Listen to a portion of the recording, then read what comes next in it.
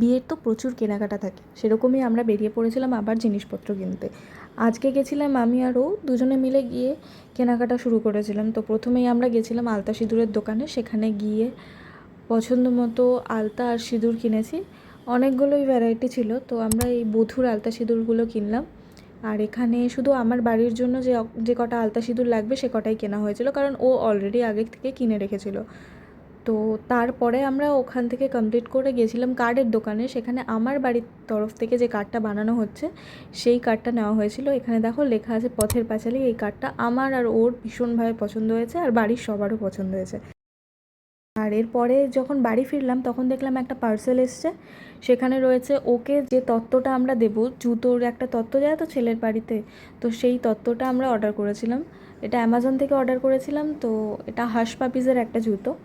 তো দেখলাম এটা ডেলিভারি এসছে। আজকের ভিডিওটা এই পর্যন্তই ছিল। তোমরা অবশ্যই কমেন্ট করে জানিও কেমন লাগছে ভিডিওগুলো, আর চ্যানেলটিকে সাবস্ক্রাইব করে রেখো। দেখা হচ্ছে তোমাদের সাথে পরের ভিডিওতে।